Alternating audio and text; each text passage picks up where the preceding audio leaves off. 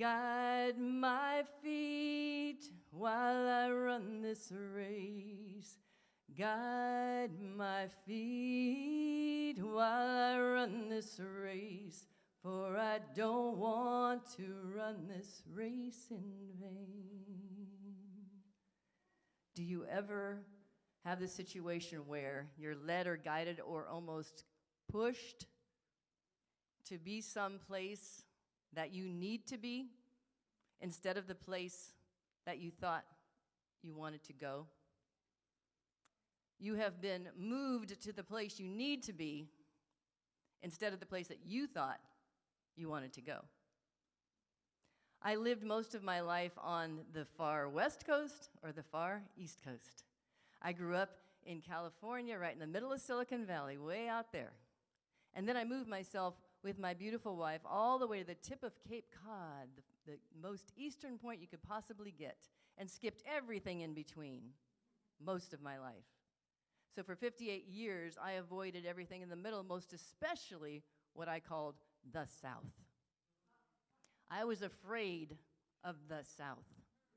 It represented a history, and I didn't want to go and face that history. And I thought it would meet me and greet me in a way that I wasn't ready. But you know, Spirit has other ideas. So I'm sitting in a room as an executive in a high-tech company, and I'm getting an award for my leadership, and the woman who's sitting next to me is from the South. And she says to me at the table, and people can hear her all around the room, "Gee, I never sat next to a black person before." And everyone in the room was so quiet you could hear a pin drop. What is she going to say? She's a vice president. This is her thing, whatever, right? And I just turned to her and I said, "Well, how is it?" And we were all good. So that just reinforced, though, this idea that I don't know about the South, right? So what I do as a coach, I coach executive leaders. And so every year I always choose a coach for myself to walk the talk and work with someone. So I saw this person on the front of a magazine cover, and I liked the way she looked, and I liked her story and what she was about and everything. And I said, okay, I'm going to sign up for this one. This is going to be my person this year.